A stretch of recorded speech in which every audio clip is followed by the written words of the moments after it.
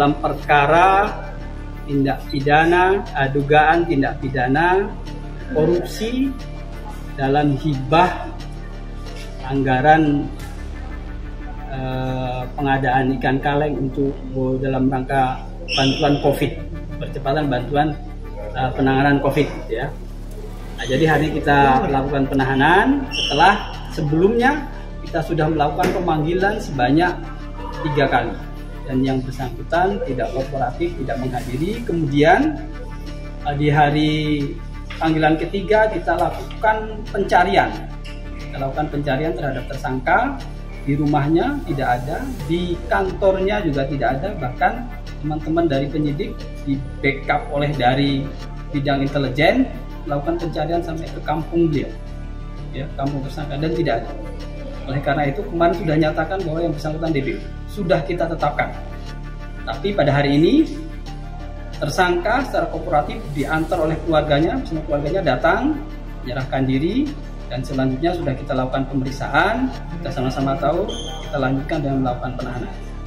Jadi tadi saya juga sudah mendengar pernyataan yang bersangkutan terkait dengan bahwa yang bersangkutan sama sekali tidak mendapat uang spesial. Yang harus dipahami bahwa tindak pidana korupsi itu salah satu unsurnya adalah menguntungkan diri sendiri atau orang lain dengan cara melawan hukum. Ya, itu.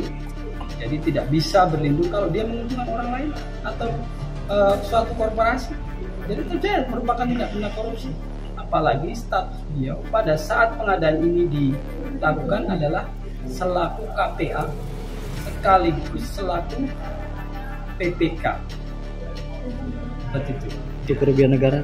Kerugian negara sekitar 7,5 miliar.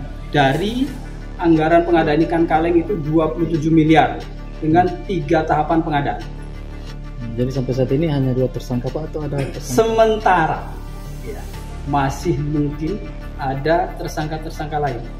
Dan kita komitmen bahwa setiap orang yang terlibat dan diuntungkan dalam pengadaan ini secara tidak sah tentunya, diuntungkan secara tidak sah dalam pengadaan ini, apalagi dalam rangka COVID, mencari keuntungan, maka kita akan proses. Mau apa sampaikan?